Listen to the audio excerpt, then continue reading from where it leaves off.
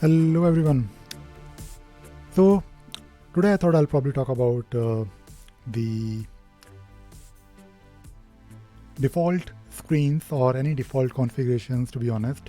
And I am talking about this today because this question from this user is something to do with the configurations that you get when you install Jira for the very first time. It could be server, it could be cloud, but whenever you start with a fresh Jira instance, you will notice that there are some configurations that are there for you already, and most of those configurations are known as default something.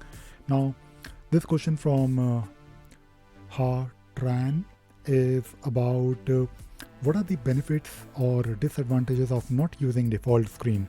Now, screens in Jira is basically a container or a view basically where you will have custom fields, and those custom fields or system fields, not only custom fields but basically fields in general, and those fields will be displayed on different operations. So we do have this concept of operations.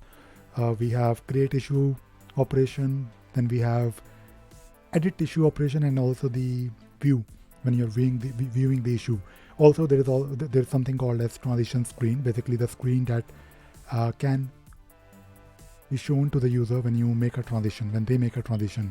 Now, if we talk about the default screen, so let me first go to my Jira instance, and I'm on cloud, but it is also applicable for server. If you search for something called as default, you will find this screen here. I'm sure you'll find the screen here that will have this name. For some reason my internet is not behaving properly. So yeah, I think it is now coming back.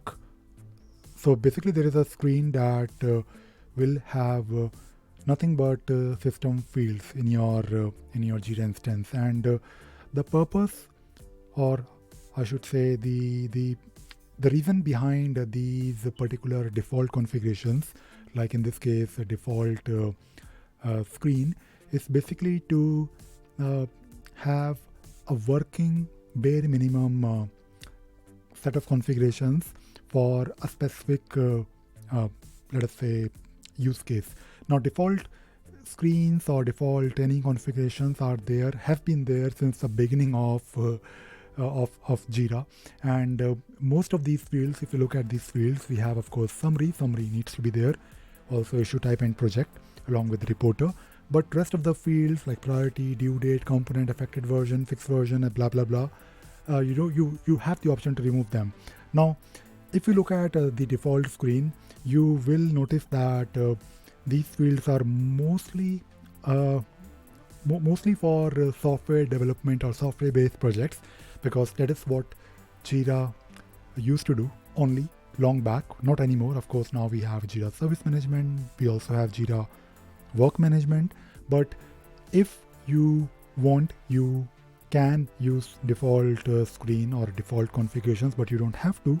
You can simply create your own project with your own set of configurations, or maybe you can have one set of configurations that can be used by multiple projects. Maybe you can have a standard set of configurations, and if you are thinking about the advantages or disadvantages, so there is no real advantage of using the default screen unless you want to see how Jira used to behave, or how a simple Jira project or any issue type within a project will work. Basically, when you create a new issue, you will be presented with these fields. That is it.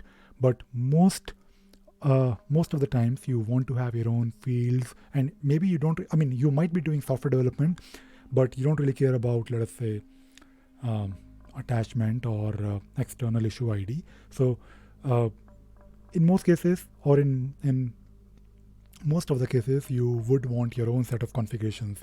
And talking about screens, you would want your own set of fields. It could be system field, it could be custom field.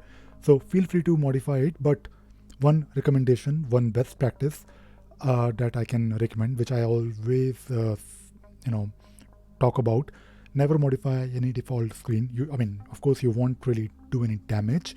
like real damage, but these default configurations are there in a working state, and if you resume or revert back to those default configurations, you will have a working, like original working flavor of a Jira project. But again, feel free to create a copy. So let us say if you want to use the default screen, you like it, but maybe you want to remove a couple of fields, or maybe you want to add maybe your own, let us say, set of custom fields.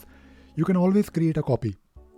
So always create a copy of these default configurations. So if you want to maybe create a copy of the default screen, let me just now go to the default screen first, and this is it. So if you click on these three dots, create a copy, that is it. And when you create a copy, always use and modify the description. So if you look at this particular description, this is my default screen, and when you have a description, it is like a way for you to track or know after 6 months or after 6 years what was the purpose of this particular screen, and also of course make a documentation somewhere if you can. That would be wonderful, because you will have some idea about what these configurations were created.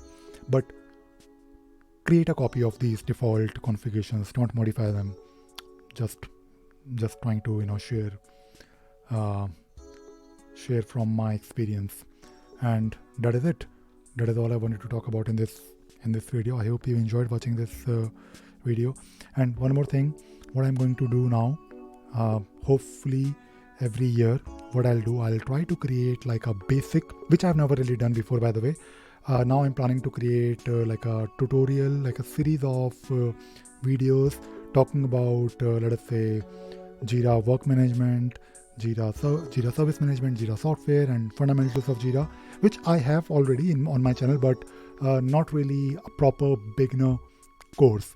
Most of the times I talk about either automation or doing things with REST API, or I talk about different things that you can do, like this video, which is my GetAnswers series. But now I'm planning to make like a playlist, which I will repeat every year, because cloud is ever changing all the time, and I think it makes sense if I redo those videos, but with the new UI. And of course, there are some features that are always new or slightly different. So I already have videos on Jira Service Desk, like a playlist, which I created, I think 2 years ago, and it is somehow valid right now. I mean, I'm not really saying it is obsolete.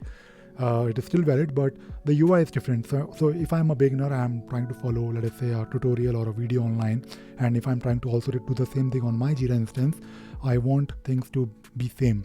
So this is what I'll be doing.